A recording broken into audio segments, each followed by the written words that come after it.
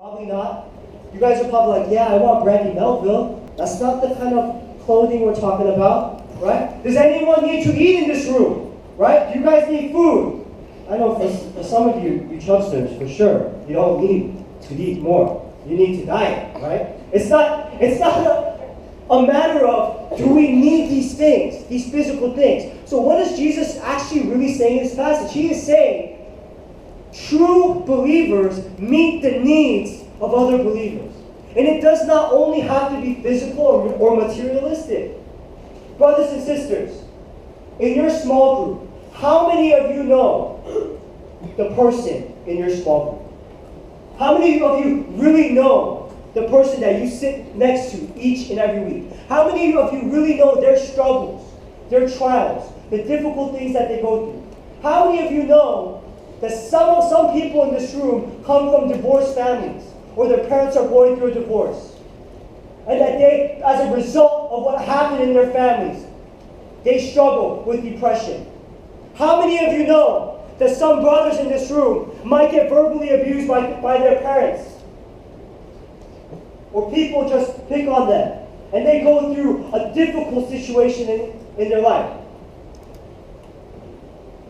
Because church, true believers care for other believers. True believers get to know the needs of what is going on in other people's lives. True believers do what it takes to meet those needs. How many of you guys, first of all, really even know each other? Because if you can't even begin to know each other, how will you be able to care for one another if you do not know the needs in this room? This is a mark of a true believer, is when you genuinely care for the least of these. If there is not a genuine care in your heart for someone who is struggling, or the least of these, then that could be a sign that you are not a part of the sheep, but you might be a part of the goats. Because when you get blessed by God, when you understand the gospel, when you receive His love, and we've been repeating this this is the 5th week, there's no other way but to release His love, to give His love, and to care for the people that are in your life. One example of this. Our teachers, we went out when we didn't have fuel this Friday. So you guys went to Tarapa, we went to party, right? We had a mini golf party, and it was really fun. We ate really good food, we were bonding. And at the end of the night, some of the teachers decided to go bowling. But one of our teachers got into a car accident, right?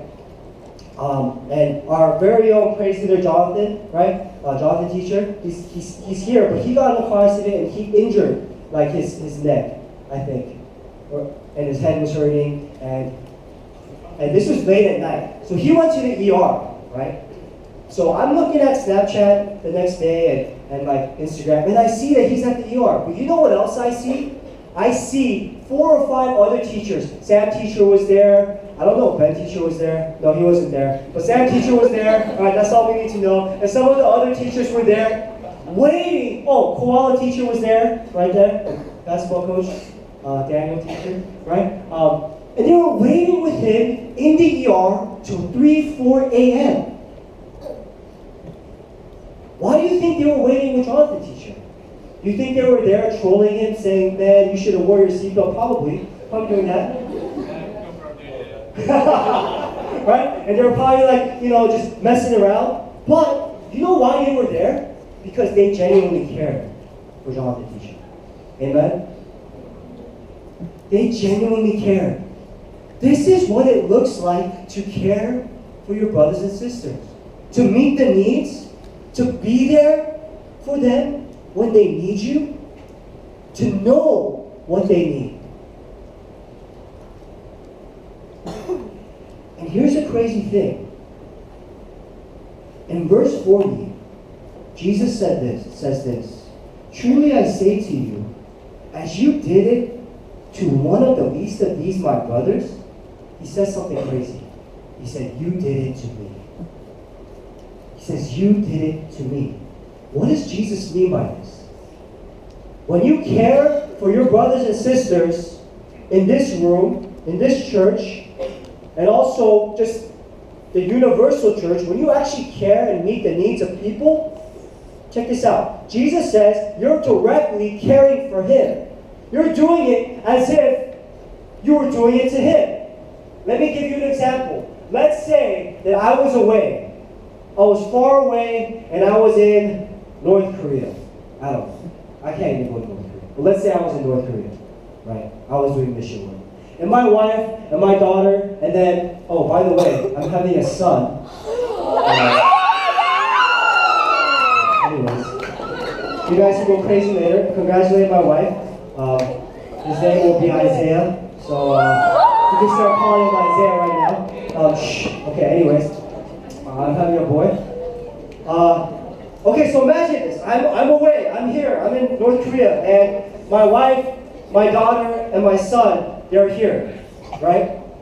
But let's say that in California, in La Palma, California, where we live, there's a huge earthquake, and our apartment complex just gets ruined.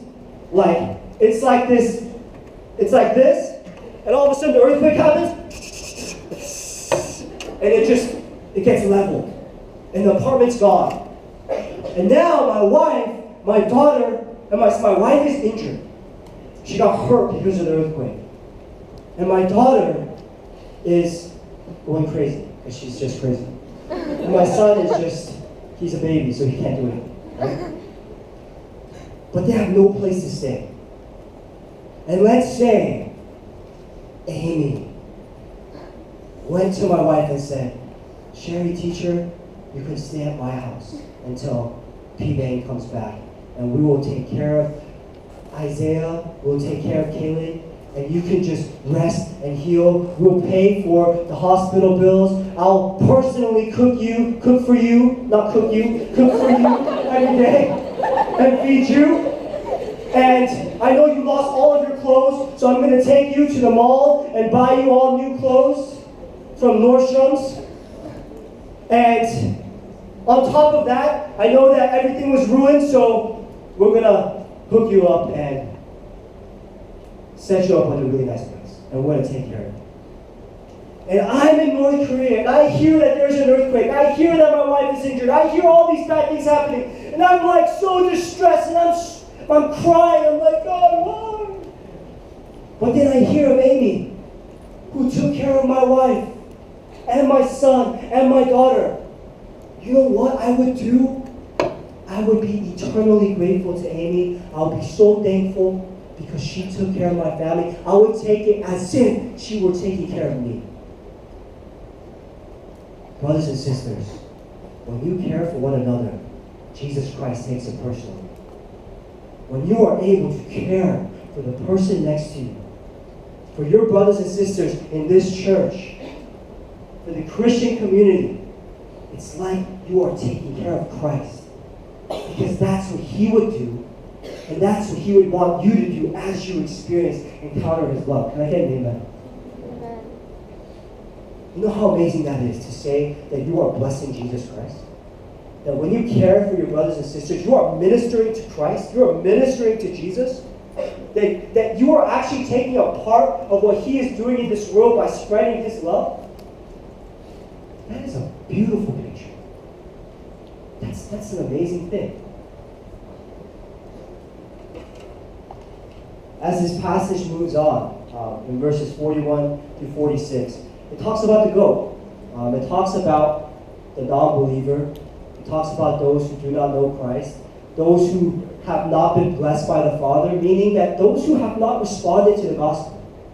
Simply put, those who have not understood what the gospel meant, and who do not respond, who do not love other people with the love that Christ gives, right? It's talking about those people. A mark of that is people who do not, what's the C word, guys? Everyone together? Care.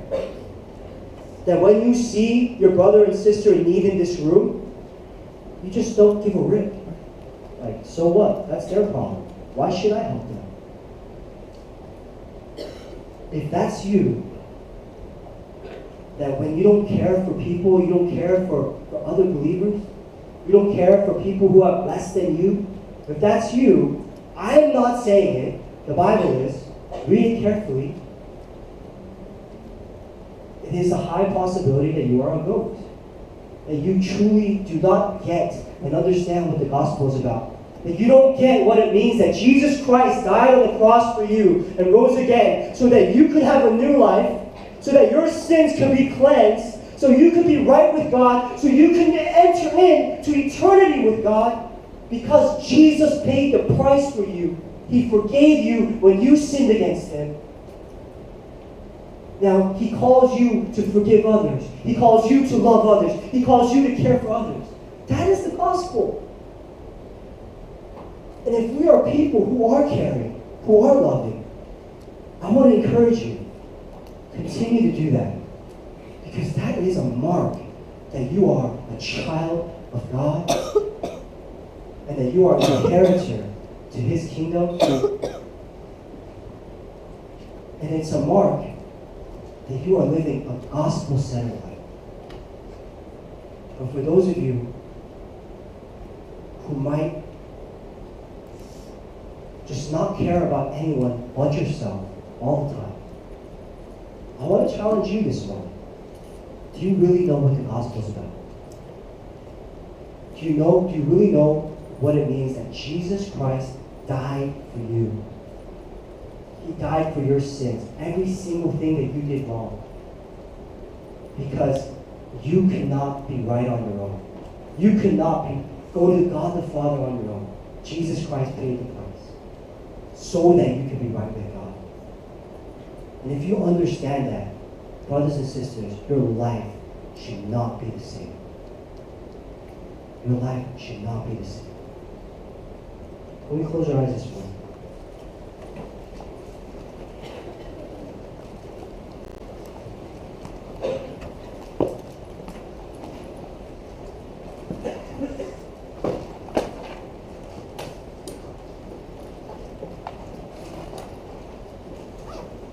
Church, the reality is that we're all going to stand before the King one day.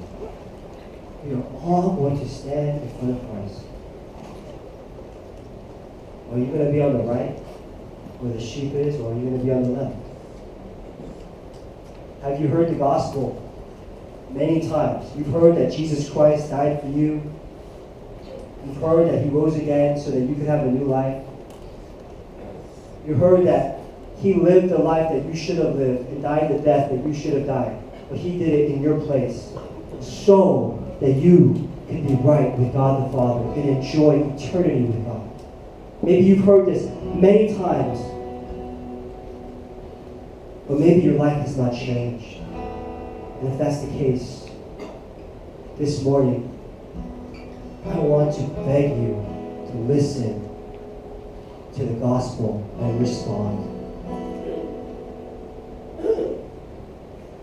I want to ask you in your heart to come before Christ, the King, who will judge you,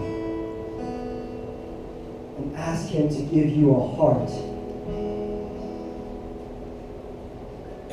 that cares for others. Ask Him to give you a heart to receive the gospel this morning. Let me pray for that first this morning. Let's pray. So many of us in this room